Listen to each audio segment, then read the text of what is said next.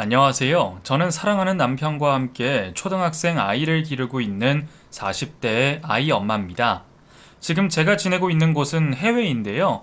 일 때문에 타향살이를 시작한 남편과 떨어져 지내다가 얼마 전에서야 아이와 함께 남편이 있는 곳으로 건너와 지내게 되었습니다. 그동안 남편 혼자서도 잘 먹고 잘 지내는 줄 알았더니 막상 여기를 와보니 혼자 낯선 곳에서 얼마나 고생했을까 싶어 눈물이 나더라고요. 그래서 요즘 저는 남편 챙기느라 정신이 없습니다. 아직 온지 얼마 되지 않아서 언어도 제대로 배우지 못해 말도 잘 통하지 않지만 하루빨리 적응하려 고군분투하고 있네요.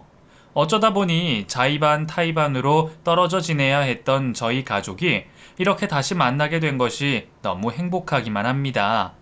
아이도 낯선 이국 생활에 아직은 어색해하지만 아빠와 다 같이 살 수 있다는 것에 너무 좋아하고 있어요. 이제야 되찾은 우리 가족의 행복을 지켜보며 떨어져 있던 시간들이 안타깝기는 하지만 그 시간 자체는 후회하지 않습니다. 제가 이산 가족을 겪으면서까지 한국을 떠나지 않았던 것은 전부 저희 시어머니 때문이었으니까요. 어머님이 돌아가신 지금은 저도 더 이상 한국에 머물 필요가 없다 싶어 떠나왔지만 그때로 다시 돌아간다면 저는 또다시 어머니 곁을 지킬 것 같습니다. 시어머니는 제게 참 각별하신 분이셨어요. 엄마 없이 컸던 제게 친엄마 같은 분이셨죠. 어렸을 적 저는 엄마가 일찍 돌아가시고 아버지와 단 둘이 살아왔습니다. 엄마가 제가 초등학교 1학년 때쯤 돌아가셨으니 사실상 엄마에 대한 기억은 정말 어렴풋이만 남아있네요.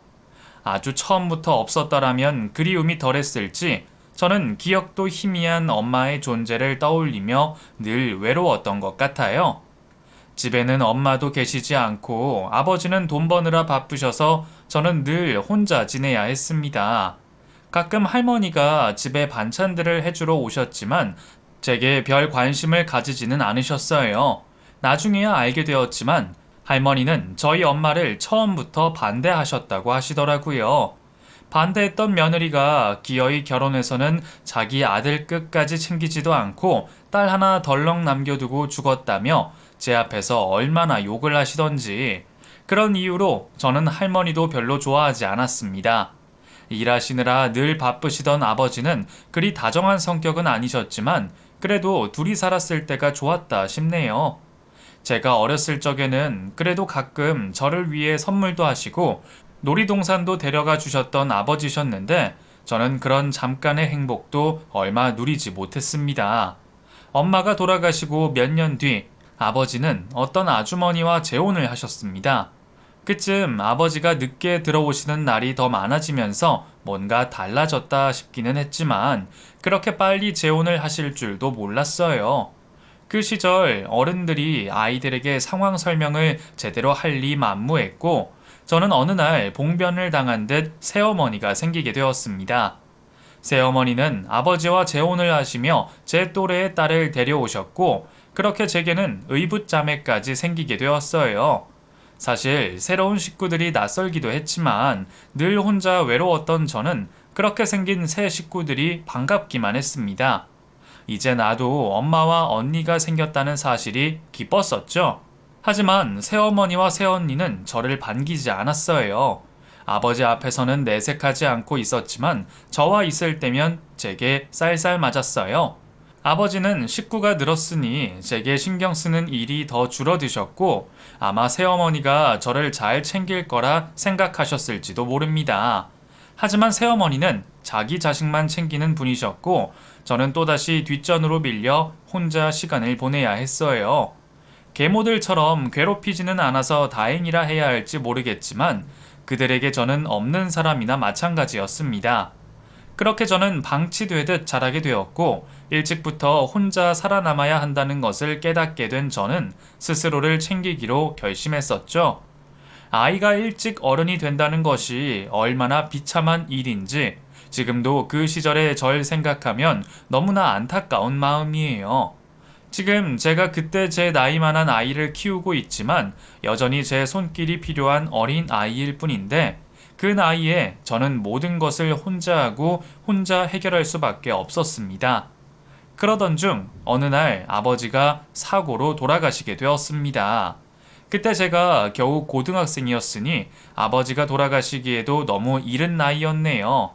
아버지가 돌아가시고 난 후 저는 그나마 의지하던 벽 하나가 풀썩 주저앉는 기분을 느꼈습니다. 이제 집에서 내 편은 아무도 없구나 하는 생각에 삶의 의욕까지 잃을 정도였죠. 애초에 저희 집 형편은 그리 넉넉한 편이 아니었고 살고 있던 집도 월세에다가 아마 모르긴 해도 아버지가 남겨두신 빚도 좀 있었을 거예요. 그런 와중에 가장이시던 아버지가 돌아가시고 나니 형편은 더 나빠질 수밖에 없었고 새어머니는 한숨이 깊어지셨습니다. 당장 들어가는 돈이 얼마라며 계산기를 두드리시는 걸 보고 저도 상황이 좋지 못한 것을 알았어요. 새어머니는 제가 없는 살림의 짐이라 생각하셨는지 그 후로 저를 못마땅히 하기 시작하셨습니다. 언니에게 들어가는 돈은 아깝지 않겠지만 아버지가 없으면 생판 남인 제게는 돈 한 푼이 아쉬우셨겠죠. 그렇게 새어머니와 새언니는 아버지가 계시지 않다는 이유로 저를 구박하기 시작했고 그때 저는 매일 그 식구들을 피하기 위해 새벽같이 일어나 학교를 갔다가 다 된 밤중에야 집에 조용히 들어가곤 했었습니다. 그리고 주말에는 일찍부터 밖에 나가서 아르바이트를 하며 시간을 때웠어요. 하지만 제가 아무리 피하려 해도 그들과 한 집에 사는 이상 영영 피할 길은 없었고 결국 저는 객식구 취급을 받으며 괴롭힘에 시달려야만 했죠. 처음에는 새어머니와 새언니도 가족이라며 끝까지 버티려 했지만 고된 더부살이에 지친 저는 어느 날 가출을 결심하게 되었습니다. 더 이상 그 집에서 버틸 자신이 없었기에 제가 떠나기로 결정한 거죠. 저는 새어머니의 도장을 훔쳐 자퇴서를 작성하고 고등학교를 자퇴하던 그날 이후 짐을 싸서 나와 고시원에 들어가게 되었습니다. 다행히 제가 주말마다 아르바이트를 하고 있었기에 당장 몇 달치 생활비 걱정이 없었죠. 그 후로 저는 고시원에서 홀로 지내며 어렵게 살아가게 되었습니다. 계속 아르바이트를 하면서 저는 고등학교 졸업장을 따기 위해 혼자 공부를 해서 검정고시에 합격하기도 했습니다. 당연히 형편 탓에 대학까지 갈 생각은 못했지만 그나마 고등학교 졸업장이라도 딴 것에 감사하며 앞으로 혼자서도 열심히 살아가기로 생각했어요. 그렇게 차곡차곡 돈을 모아간 저는 20대 중반 나이에 제 가게를 차리게 되었습니다. 남의 가게 일을 많이 하다 보니 별의별 경험들이 다 있었고 저는 그 경험들을 살려 제 장사를 시작해 보기로 했습니다. 그렇게 오랜 고심 끝에 살던 곳 근처 동네에 가게를 얻어 토스트와 생과일 주스를 파는 작은 점포를 내게 되었죠. 도로가 코너에 있던 손바닥만한 작은 가게였지만 아침부터 오가는 사람이 많아 매출이 나쁘지는 않았어요. 저는 아침 일찍부터 출근길 손님들을 위해 장사를 시작했고 한 푼이라도 더 벌겠다며 최대한 늦은 시간까지 일을 하곤 했습니다. 그렇게 하루 종일 좁은 가게 안에 있다 보면 손님 없을 시간에는 별로 할 일이 없고 그럴 때면 저는 바깥 풍경을 구경하곤 했어요. 풍경이라 해봐야 도로 위 정신없이 달리는 차들과 바쁘게 지나다니는 사람들이 전부였지만 그런 풍경을 바라보고 있는 것이 제게는 왠지 모를 위안이 되기도 했습니다. 하루아침에 고아가 되어 집까지 떠나온 제 신세에 다른 사람들을 쳐다보고 있으면 왠지 저도 그 속에 있는 것처럼 외롭지 않게 느껴졌다고 할까요? 그런 제 마음이 어떤 건진 여러분은 모르시겠지만 그때 저는 아무래도 몹시 외로웠던 것 같습니다. 출근길 손님들을 상대하고 조금 여유가 생겨 밖을 바라보고 있을 때면 제가 매일 보게 되는 분이 계셨어요. 오전 시간마다 혼자 휠체어를 타고 지나시는 나이 지긋하신 아주머니가 한 분 계셨는데 어딜 다니시는 건지 몰라도 항상 같은 시간에 제 가게 앞을 지나다니곤 하셨었죠. 거의 매일을 빠지지 않고 제 가게 앞을 지나다니시는 아주머니가 어디를 다니시는 건지 저는 한참 후에야 알게 되었습니다. 그날은 유난히 더운 날이었어요. 초여름 날씨라기에는 너무 푹 쪄서 그날따라 차가운 음료 주문이 부쩍 많았습니다. 저는 또 한바탕 주문을 쳐내고 잠시 목을 축이고 있었는데 비슷한 시간에 맞춰 그 아주머니가 가게 앞을 지나고 계셨어요. 아주머니는 무릎 위에 항상 담요를 덮고 계셨는데 그날따라 그 담요가 무척이나 더워 보였습니다. 덥지는 않으실까 신경 쓰이던 저는 괜히 한 번 더 눈길이 갔죠. 순간 저와 아주머니의 눈이 마주쳤고 아주머니가 제게 뭔가 할 말이 있으신 듯 보였어요. 저기, 죄송해요. 저는 담요가 더우시지 않을까 해서 본 건데 기분 나쁘셨으면 죄송합니다. 처음에는 제가 담요를 너무 쳐다봐서 무례하다 생각하시는 줄 알고 너무 죄송했는데 그게 아니었습니다. 아니요, 그 말 하려는 게 아니라 나도 시원한 음료수 하나 먹을 수 있을까요? 아, 돈은 있어요. 그럼요, 당연하죠. 메뉴가 여러 개가 있는데 뭐로 드릴까요? 아무거나. 아무거나요? 그럼 혹시 수박 좋아하세요? 오늘 수박이 좋은 게 들어왔는데 수박 주스가 잘 나가더라고요. 예, 그걸로 하나 주세요. 장사하는 사람이 손님을 싫어할 리가 없는데 아주머니는 이상하게 왠지 조심스러워 보이셨고 왠지 제게 미안해하는 듯 보였습니다. 그게 의아했던 저는 괜히 더 말을 붙여보았죠. 오늘 정말 덥죠? 사실 저 손님이 매일 여기 지나가시는 거 봤었어요. 매번 같은 시간에 다니시는 거 보고 참 부지런하시구나 했는데 매번 어딜 그렇게 다니시는 거예요? 나는 매일 새벽 기도를 다녀요. 여기 길 끝에 교회가 있거든요. 그 예배 끝나고 한참 기도하다 보면 이 시간쯤 되거든요. 그 빈 시간에 혼자 기도하는 게 좋아서 늦게까지 있어요. 어머, 그럼 새벽마다 나가시는 거예요? 거의 안 빼놓고 다니시던데 참 부지런하세요. 아니에요. 내가 뭐 할 게 있는 것도 아니고 남는 게 시간인데 그냥 자식들 위해 기도하려고 맨날 다니는 거지.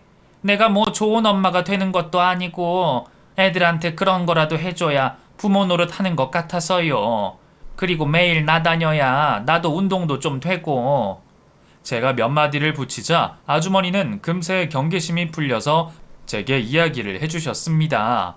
매일같이 자식들을 위해 새벽 기도를 다니신다는 아주머니의 얘기에 저는 그 자식들이 무척 부러웠어요. 와, 정말 좋은 어머니시네요. 매일 그렇게 걱정하시고 열심히 기도해 주시는 어머니가 있으면 자녀분들이 참 좋으시겠어요. 나야 해줄 게 없어서 그런 거지. 아가씨 어머니도 나랑 같을 거예요. 안 그래요? 그럴까요? 아마 그러셨겠죠? 사실 저희 부모님은 일찍 돌아가셔서요. 아버지는 제가 고등학생일 때 돌아가시고 어머니는 훨씬 어릴 때 돌아가셨어요. 그래서 그런가 저는 아주머니 자녀분들이 참 부럽네요. 정말 좋은 어머니이신 것 같아요. 어머, 미안해요, 아가씨. 내가 모르고 실언을 했네. 아니에요. 알고 그러신 것도 아닌데요, 뭘. 아무튼 아주머니 바람처럼 자녀분들이 잘 되셨으면 좋겠네요. 그날 그렇게 시원한 주스 한 잔과 함께 저는 아주머니와 인사를 나누었고 그날 이후로 아주머니가 지나다니시는 것을 보며 인사를 하고 종종 대화를 나누기도 했었습니다. 나중에서야 알았지만 아주머니가 이전까지 한 번도 저희 가게에서 주문하지 않으신 이유가 있으셨더라고요. 사실 내가 몸이 이렇잖아. 그래서 그런지 가게 주인들이 나를 안 좋아하더라고. 아들이랑 다니면 그나마 나은데 나 혼자 어디 좀 들어가서 밥 좀 먹으려고 해도 욕하면서 쫓아내고 화를 내서 말이야.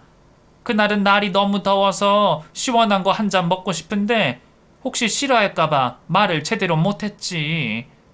어머, 정말 그런 사장들이 있어요? 되게 못됐네.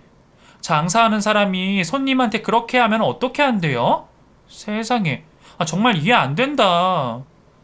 됐어요. 어머니도 그런 데 가지 마세요. 그런 사람들은 어차피 얼마 안 가서 다 망할걸요? 그건 그래. 내가 저번에 쫓겨났던 그 집 보니까 몇 달 만에 폐업했더라고. 거 봐요. 그런 식으로 사람 골라가면서 대하는 무례한 사람들이 어떻게 장사를 하겠어요. 그러니까 앞으로는 그런 사람들 너무 신경 쓰지 마세요. 아마 그런 인간들보다는 저 같은 사람들이 훨씬 많을걸요? 그러게, 다들 아가씨 같으면 정말 좋을 텐데 말이야. 어느새 저는 아주머니와 부쩍 가까워지게 되며 어머니, 어머니 부르기도 했어요. 덕분에 저는 그 집 아들이 셋인 것도 알게 되었고, 아주머니가 늦둥이 막내 아들과 함께 지내고 계시며 그 막내 아들이 아주 잘생겼는데 아직 결혼을 하지 않았다는 것까지 알고 있었죠. 부모 눈에는 원래 자기 자식이 최고일 테니 아드님이 잘생겼다는 말에 큰 기대를 하지는 않았지만, 아주머니는 왠지 저와 막내 아드님을 연결해주고 싶어 하시는 듯 보였습니다. 하지만 저는 부모도 없고 돈도 없는 그런 처지라 그때까지도 변변한 연애는커녕 결혼조차도 사치라고 생각하고 있었죠. 그러다 날이 쌀쌀해지더니 어느새 겨울이 찾아오고 눈이 내리거나 길이 어는 날들이 많아지기 시작했습니다. 제가 봄부터 그 자리에서 장사를 시작했으니 그 자리에서 겨울을 맞는 것도 처음이었어요.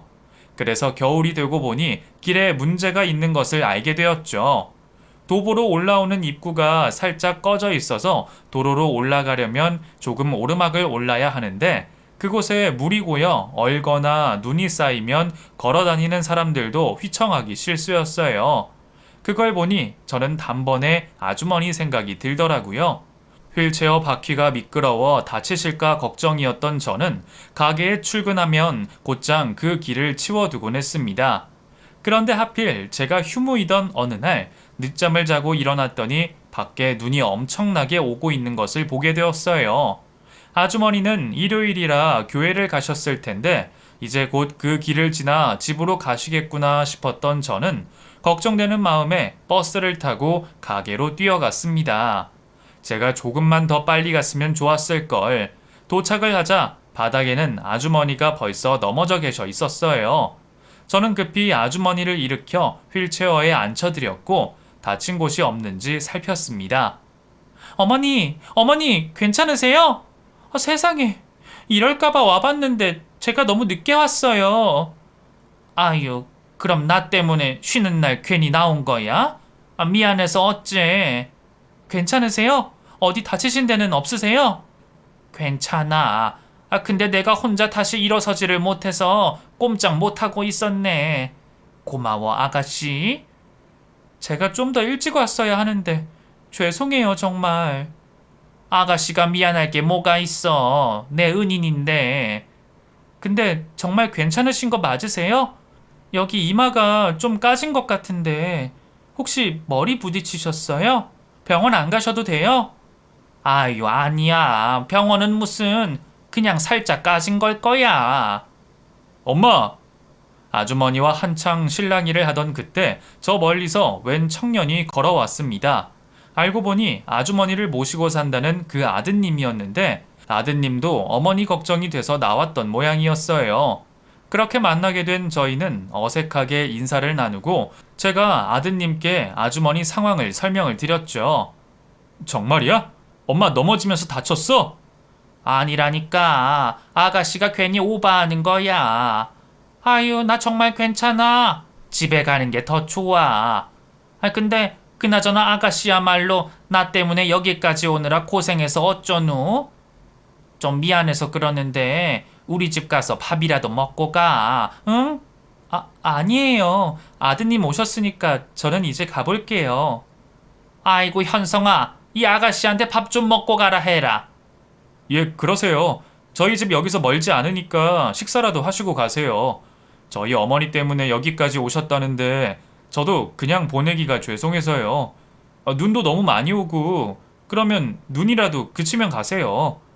결국 얼떨결에 저는 아주머니 댁에 가서 식사를 하게 되었습니다. 사실 저도 내심 가고 싶기는 했어요. 아주머니 말씀대로 그 집 아드님이 참 잘생겼더라고요. 현성 씨는 어머니에게 잘해준 제게 고마워했고 그렇게 그날의 인연으로 저희는 정말로 연인이 되었습니다. 현성 씨는 어머니처럼 따뜻하고 좋은 사람이었고 사실 제게는 과분할 정도로 멋진 사람이었어요. 사람 일이 어떻게 될지 모르는 건지 이런 인연도 있더라고요. 그 후로 저는 현성 씨와 연애를 하며 종종 어머니와 셋이서 시간을 보내기도 하고 좋은 연을 이어나갔습니다. 그렇게 2년 정도 연애를 하게 된 저희는 어느새 진지한 관계가 되어 결혼까지 생각하게 되었습니다.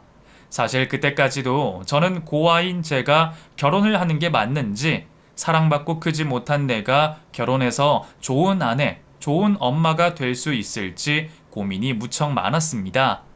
하지만 현성 씨는 갈등하는 제게 확신을 주었고 결국 저희는 결혼에 성공하게 되었어요. 저희 결혼 소식에 누구보다 기뻐하셨던 것이 바로 어머니셨습니다. 저를 처음부터 며느리감으로 점 찍어 두셨는지 저희 결혼 소식을 무척이나 반기셨었고 저를 새 식구로 맞아주셨습니다. 결혼 전부터 다른 형제들을 대신해서 어머니를 혼자 모시고 살던 남편을 따라 저도 결혼 후에 시어머니를 모시며 살게 되었어요.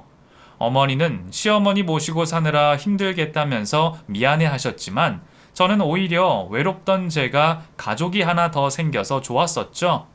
하지만 저를 딸처럼 좋아해 주시는 시어머니와 달리 다른 식구들은 저를 탐탁치 않아 했습니다. 사실 처음 결혼 이야기가 오갈 때부터 아주버님들이 제가 고아라는 이유로 저를 반대하는 얘기를 본의 아니게 듣기도 했어요. 어쨌든 어머니가 저를 받아주셨고 제가 어머니를 모시고 살겠다고 하면서 이야기가 더 나오지 않았지만 아주버님과 형님들은 처음부터 저를 좋게 생각하지 않으셨습니다.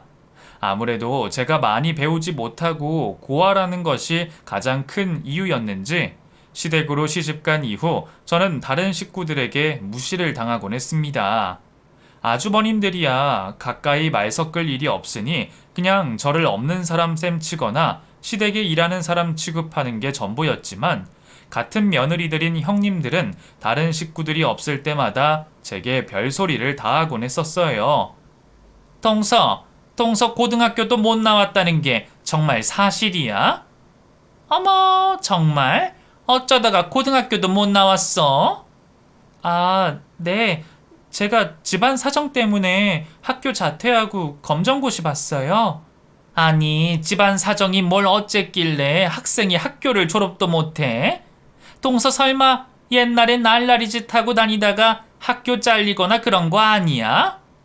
그런 건 정말 아니에요. 저 성적도 꽤 좋았는걸요? 그거야 우리가 안 봤으니 모르는 거고 보통 사람이 학교 안 나왔다는 게 일반적이지는 않지.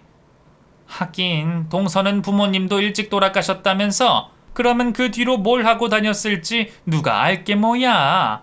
동서 그렇게 잘한 거 도련님도 알고 있어?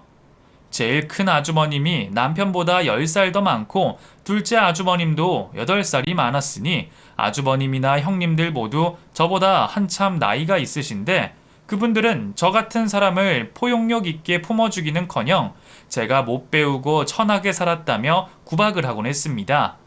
자주 보는 사람들이 아니니까 참으면 그만이다 위안하기는 했지만 그래도 식구들에게 그런 취급을 받는다는 것이 참 가슴이 아팠죠. 그런데 제가 결혼 생활을 하다 보니 저만 그런 취급을 받는 것이 아닌 것 같았습니다. 한참 어린 늦둥이 동생이면 나이 들어도 귀여워할 법한데 남편 역시 형들에게 저처럼 은연중에 무시를 당하는 모습을 보게 되었어요. 가족 모임에서도 저희 남편이 말을 꺼내려고 하면 다들 말을 끊고 무시를 하고 가끔은 네가 뭘 아냐며 화를 내기도 했습니다. 처음에는 남자 형제들이라 표현이 과격한가 싶었던 저도 자꾸 그런 상황들을 목격하다 보니 형제들 사이에 보이지 않는 벽 같은 것이 있다는 걸 느끼게 되었죠. 남편 역시 형들 앞에서는 별 말을 하지 못했고 큰 집 작은 집만 자주 왕래하며 지낼 뿐 저희는 식구들 사이에서도 그저 낙동강 오리알 같은 신세였습니다. 저는 그 이유를 나중에서야 듣게 되었어요. 당신 형들이랑 사이가 왜 그렇게 안 좋아? 나한테는 그렇다 쳐도 자기 동생인데 너무하는 거 아니야? 심지어 어머니 모시고 사는 것도 우린데 다들 우리더러 고생한다는 말은커녕 너무 당연하게들 생각하고 매번 말도 못 꺼내게 무시하잖아. 혹시 우리 결혼 문제 때문에 형들이랑 싸우거나 그런 거야? 그런 거 아니야. 그런 게 아니라 원래 형들이 나를 안 좋아해. 사실 우리 어머니 다치신 거 다 나 때문이야. 나 구하려다가 저렇게 되신 거라서 그래서 형들이 나를 싫어하는 거야. 내가 어머니 저렇게 만들었다고. 알고 보니 어머니가 두 다리를 잃으신 이유가 남편 때문이었다는 겁니다. 늦둥이였던 남편이 어렸을 적 차에 치일 뻔한 일이 있었는데 그때 어머니가 달려오는 차에 저희 남편을 구하시고 대신 차에 깔리셨답니다. 회복 불가능할 정도로 심하게 다친 탓에 당시 의료기술로는 다리를 살릴 수 없었고 결국 그 후로 다리 없이 지내셔야 했던 거죠. 사고가 남편의 탓이 아니겠지만 형들은 그렇게 생각하지 않았나 봅니다. 어머니가 그렇게 되신 것이 전부 막내 동생 때문이라며 그때부터 남편에게 너는 태어나지 말았어야 하는 아이라며 미워했다네요. 그 얘기를 들으면서도 저는 쉽게 이해가 되지 않았어요. 어릴 적이야 못 모르고 그런 소리를 할 수 있을지 모르지만 나이 먹으면서는 그게 동생 탓이 아니라는 걸 알 텐데 나이 지긋하게 먹은 지금까지 한 뱃속에서 나온 자기 동생을 그렇게 미워하고 배척한다는 것이 저는 이해할 수 없었습니다.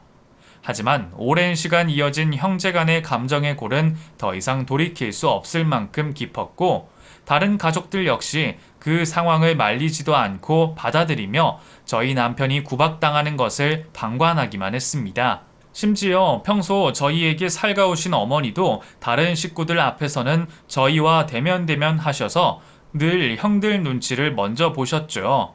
그래서 형들은 어머니를 그렇게 만든 막내 동생이 어머니를 모시는 게 당연하다 생각했고 여태 한번 도와준 적도 없다고 하더라고요. 하지만 다른 형제들과 남편의 상황은 달라도 너무 달랐습니다.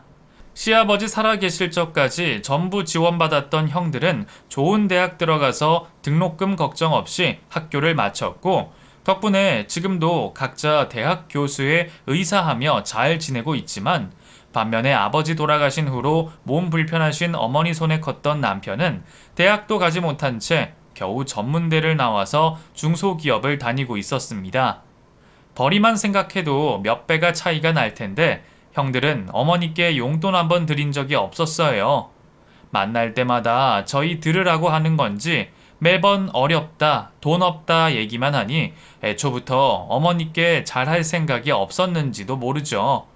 하지만 어머니에 대한 사랑과 죄책감이 가득한 남편은 형들보다 어려운 형편에도 늘 어머니를 챙기며 어머니께 소홀히 하는 법이 없었습니다. 자기는 안 먹더라도 어머니 드실 것은 꼭 사오는 아들이었으니 참 효자였다 해야겠죠. 그런 남편을 보던 저도 어머니께 잘하려 노력했습니다. 내 옷은 안 사더라도 우리 어머니 철마다 때마다 새 옷 사드리며 어머니를 시어머니가 아니라 저희 친정 엄마처럼 생각하며 지냈어요. 저도 구멍가게 하나 하면서 벌이가 많지는 않았지만 그래도 남편과 맞벌이 하면서 우리 세 식구 오손도손 사는 게 참 행복했습니다. 그 후로 제가 임신을 하고 아이를 낳은 뒤에도 저는 여전히 어머니를 모시고 있었고 몸은 힘들지언정 어머니를 귀찮다고 생각해 본 적은 한 번도 없었습니다. 어머니도 그런 제 마음을 알아주시는지 저를 딸처럼 예뻐하시며 잘해주셨죠. 그렇게 제가 몇 년째 어머니를 모시는 동안 지켜보니 형님들은 어머니께 선물 한번 하는 법이 없었어요. 어머니 생신날에도 유학 보낸 자식들 교육비 때문에 돈이 없다는 핑계로 볼품없는 선물들을 가져오곤 했었어요. 누가 봐도 어디서 선물로 들어온 것을 대충 들고 온 것 같은 모양새였는데 어머니는 그마저도 기쁘신지 한 번도 내색하는 법이 없으셨어요. 그런 형님들은 힘든 일이 있을 때면 늘 어머니를 찾아와 도움을 구하곤 했고 콩고물이라도 떨어질 게 없나 기웃거리곤 했었죠. 저는 늦게 시집 와서 잘 모르지만 시아버지가 남겨주신 재산이 조금 남아있었던 모양이었어요. 남편은 그걸 어머니 노후 자금이라 생각하며 건드리지 않았지만 다른 형제들은 급한 일이 있을 때마다 어머니를 찾아와 돈을 부탁하곤 했습니다. 얼마를 도와주시는지는 몰라도 그 돈이면 어머니 더 편하게 지내실 텐데 자식들은 부모에게 베푸는 것 하나 없이 바라기만 하더라고요. 그럴수록 우리라도 어머니를 더 잘 챙겨야 한다는 생각에 저희는 더욱 정성을 다했습니다.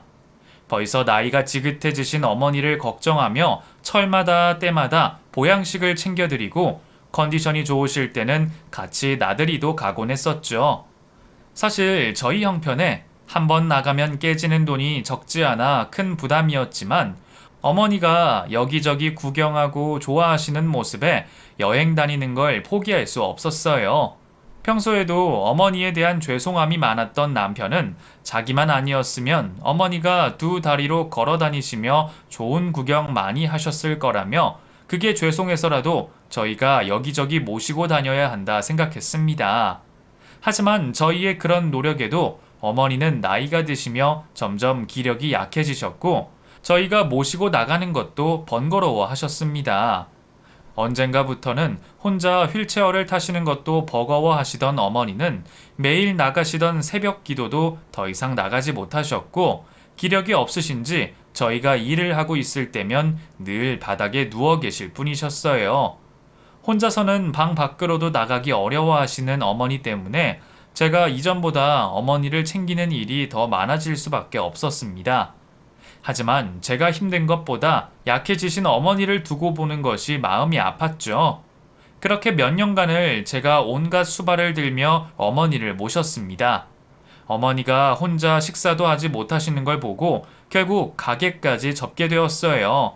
둘이 벌어야 내 식구 먹고 살 텐데 싶어 걱정이 많았지만 남편이 더 열심히 하겠다는 것을 믿고 제가 어머니를 더 모시기로 했죠.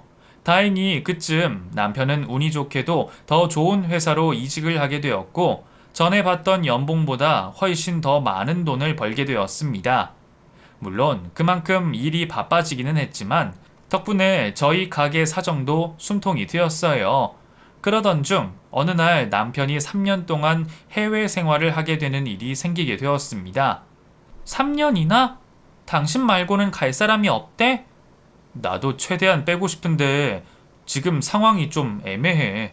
우리 팀 중에 한 명이 꼭 가야 하는 건데 다들 하던 일도 있고 내가 아직 회사에서 입지가 별로 없어서 싫다 말하기도 어려워. 그럼 어떡해. 당신 혼자 보낼 수도 없고. 그렇다고 어머니 모시고 갈 수도 없잖아. 어머니를 저 상태로는 모시고는 못 가지. 그럼 혹시 모르니까 내가 형들한테 말이라도 해볼게. 그래도 겨우 3년인데 설마 싫다고 하겠어? 저는 별로 기대하지 않았지만 남편은 형들에게 사정을 부탁해봤습니다. 3년만이라도 어머니를 대신 돌봐줄 수 없냐는 얘기에 형들은 화를 냈습니다. 아버지 돌아가시고 남편이 여태 어머니를 모셔왔는데 겨우 3년을 도와주지 않는다는 형제들이 참 무심하게 느껴졌어요. 결국 어머니는 끝까지 저희가 모셔야 했고 어머니가 걱정되었던 저는 마지못해 남편을 혼자 떠나보낼 수밖에 없었습니다. 본의 아니게 기러기 생활을 하게 된 남편도 걱정이었지만 시어머니 생각을 하지 않을 수 없었어요. 그 후로 저는 남편 대신 지극정성으로 시어머니를 모시며 남편이 돌아올 날만을 기다리고 있었습니다. 그때 제가 바라던 것은 어머니가 막내 아들과 떨어져 있는 3년 동안 건강하게 잘 버텨주시는 거였어요. 그래서 남편이 돌아온 뒤에도 우리 네 식구 모두 행복하게 살 수 있을 거라 생각했죠. 하지만 건강이 나빠지신 어머니는 결국 막내 아들이 돌아오기도 전에 세상을 뜨시고 마셨습니다. 그런데 임종을 지키라는 의사의 당부에도 남편은 어머니 곁으로 돌아오지 못했어요. 사실 어머니가 돌아가시던 그 해에 하필 코로나가 터졌습니다. 갑자기 비행길이 막히고 남편은 귀국을 하지 못한 채 결국 어머니 장례식에도 참석하지 못했습니다. 결국 저는 남편 없이 다른 형제들과 어머니를 보내드려야 했고 장례 방식이며 납골당까지 전부 형들이 마음대로 하는 걸 지켜볼 수밖에 없었죠. 그렇게 장례가 끝나고 형제들은 시어머니 유산을 정리하기 위해 전부 한 곳에 모였습니다. 어머니가 돌아가시기 전부터 재산을 관리해 주시던 세무사님이 형제들을 모두 부르셨습니다.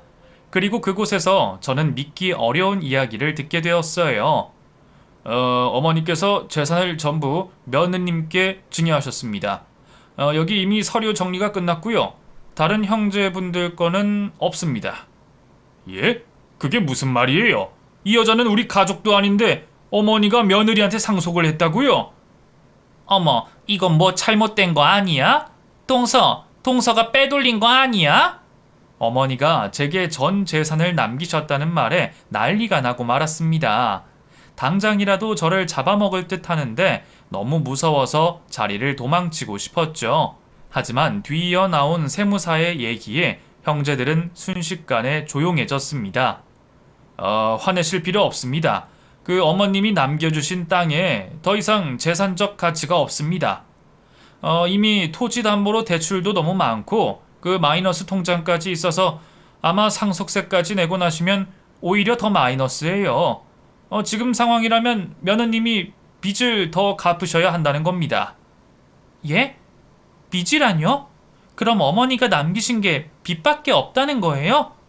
그걸 제가 갚아야 하고요? 저는 무척 당황스러웠습니다.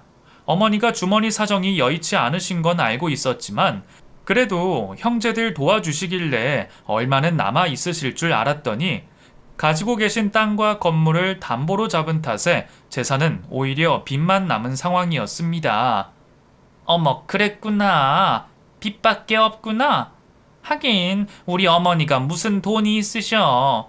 아버님 돌아가신 지가 언젠데 그 재산이 여태 남아 있을 리가 없지. 아유, 그럼 동서 빚 때문에 어떡해? 대신 고생 좀 해야겠어. 그러게. 아유, 그럼 다행이네. 아유, 뭐라도 좀 남을 줄 알았더니 나원. 그럼 장례 비용은 어떻게 하지? 그 막내더러 내라 그래야 하나? 당장이라도 절 죽일 듯 하던 식구들도 빚만 있다는 얘기에 그제서야 다행이라며 제게 빚을 떠넘기고 있었습니다. 어쩜들 이러냐고 한마디라도 하고 싶었지만 남편도 없는 와중에 저 혼자 나머지 식구들을 당할 재간이 없었죠. 그렇게 허탈한 마음으로 집으로 돌아온 저는 남편에게 전화를 하고 혼자 울다가 잠에 들었어요. 어머니를 모신 것이 후회스럽지는 않지만 그 결과가 빚이라는 게 마음이 참 복잡했습니다. 하지만 한참 고민 끝에 어머니가 빚을 남기셨다면 그것도 뜻이 있을 거라 생각하기로 했어요. 그렇게 마음을 정리하던 다음 날 저는 은행에서 전화 한 통을 받게 되었습니다. 자세한 설명도 없이 우선 와달라는 얘기를 듣고 그때까지도 머릿속에 온통 빚 생각뿐이었던 저는 혹시나 빚 독촉을 당하는 건 아닐까 하는 놀란 마음에 은행으로 달려갈 수밖에 없었습니다. 급히 은행에 도착해서 어머니의 이름을 대자 갑자기 은행장이 달려나와 저를 맞아주었어요. 아유, 잘 오셨습니다. 저희 은행을 찾아주셔서 감사합니다. 예? 저 어머니가 돌아가셔서 제가 상속을 받게 되어서요. 저희 어머니 계좌가 여기 있는 건가요? 예. 그 어머님이 계좌를 남기셨습니다. 그 자세한 이야기는 직접 보시고 하시는 게 좋겠습니다. 저는 살다 은행장실을 처음 들어가 봤네요. 복잡한 창구와 달리 조용하고 아늑한 은행장실에서 저는 비싼 커피까지 대접받고 어머니의 개인 금고를 기다리고 있었습니다. 그때까지 그런 호사를 전혀 이해하지 못했던 저는 어머니의 개인 금고 속에서 나온 유서를 보고 깜짝 놀라고 말았어요. 어머니가 언제부터 가지고 계셨는지는 모르지만 어머니 명의로 엄청난 액수의 예금이 그 은행 통장에 들어 있었습니다. 그리고 어머니는 그걸 전부 제게 남기신다고 유언을 쓰고 가셨습니다. 20여 년 전부터 그 은행의 VIP셨던 어머니가 어떤 이유로 그 큰 돈을 가지고 계셨는지는 모르겠지만 다른 형제들이 아무도 모르고 있었던 것을 보면 여태 숨겨두셨던 모양이에요. 은행장님 설명으로는 연이 끊긴 줄 알았던 어머니 친정에서 받은 유산인 것 같다 하시는데 사실 은행장님도 돈의 출처에 대해서는 잘 모르고 계셨습니다. 어찌되었든 어머니는 그 큰 돈을 제게 남기셨습니다. 아무래도 어머니는 돌아가신 이후 돈을 가지고 시시비비를 가릴 아주버님들을 예상하고 계셨던 건지 이렇게 유언장을 숨겨두셨네요. 여태 저희와 지내시면서 다른 형제들과 달리 돈 한 푼 보태주지 않고 다른 형제들 앞에서 저희를 매몰차게 대하셨던 게 이런 이유였던 건지 저는 그제서야 그동안 어머니의 행동을 전부 이해할 수 있었습니다. 어머니의 큰 뜻을 깨달은 저는 곧장 그 사실을 남편에게 알렸고 남편 역시 크게 놀라 한동안 말을 잇지 못했습니다. 그 후로 저는 어머니가 제게 남겨주신 재산으로 빚을 정리하고 천천히 이사 준비를 시작했습니다. 어머니가 돌아가신 이상 더 이상 한국에 남아있을 필요가 없었기에 언제라도 하늘길이 열리면 남편을 따라 해외로 나가려 준비를 하고 있었어요. 다행인지 시어머니께 남은 돈이 없다고 알고 있는 다른 형제들은 저희 식구에게 별 관심이 없었고 덕분에 저는 형님들 몰래 해외로 완전히 떠날 수 있었습니다. 몇 년 만에 만난 남편 얼굴을 보니 얼마나 기쁘던지 남편 역시 그동안 혼자 고생한 저를 끌어안아 주었습니다. 다행히 해외살이가 적성에 맞던 저희는 아예 주재원을 신청해 해외에 계속 머물 생각이에요. 어머님의 유산 덕에 더 이상 돈 걱정할 일도 없고 덕분에 저희도 선택의 폭이 아주 넓어지게 되었네요. 한국살이를 정리하고 떠나온 후로 남편은 형제들과 완전히 인연을 정리하기로 마음먹었습니다. 어차피 그쪽에서도 반기지 않을 저희 소식이겠지만 혹시 유산 소식을 알고 저희에게 해코지를 할까 걱정되어 앞으로도 그냥 서로 없는 사람 셈치며 평생 안 보고 살 작정을 하게 되었죠. 떠나가신 어머니를 생각하면 여전히 마음이 아프지만 그래도 이제는 더 이상 구박당할 일 없고 억울한 일 없는 지금이 마음도 편하고 행복하다 싶습니다. 이제 저희는 낯선 이곳에서 자식을 잘 키우며 새 출발을 하려 생각합니다. 그럼 여러분들도 저희 가족의 새 출발을 응원해 주시고 모두들 가족들과 행복해지셨으면 좋겠습니다. 감사합니다.